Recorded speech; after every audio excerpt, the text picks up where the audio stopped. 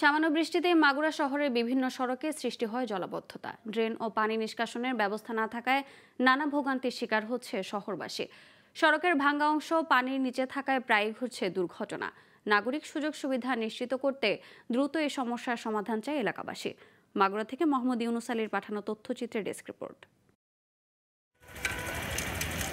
প্রথম শ্রেণীর মাগুরা পৌরসভায় সামান্য বৃষ্টিতে শহরের বিভিন্ন এলাকার সড়ক তলিয়ে যায়।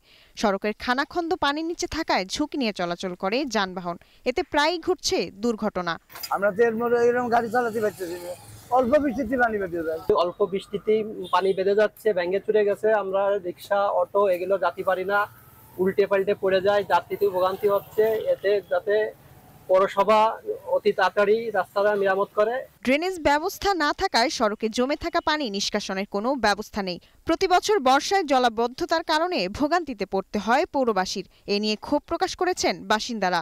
এই যে সামান্য একটু বৃষ্টি হলেই এখানে হাঁটু পানি হয়ে যায়। আমরা কিন্তু 1 নম্বর পৌরসভার আন্ডারে আছি, এরকম কোনো সেবাই পাচ্ছি না যে পৌরসভা থেকে যে কোনো কমপ্লেন দিলে এখানে এসে কোনো ব্যবস্থা গ্রহণ করতেছে না। এখানে অল্প বৃষ্টিতেই পানি জমে যায়, তা যাতায়াতে অনেক অসুবিধা হয়। ড্রেন আছে কিন্তু ড্রেনের কোনো পরিষ্কারের কোনো ব্যবস্থা এখানে হচ্ছে না। ঠিক আছে, আমাদের খুবই অসুবিধা হচ্ছে এখানে।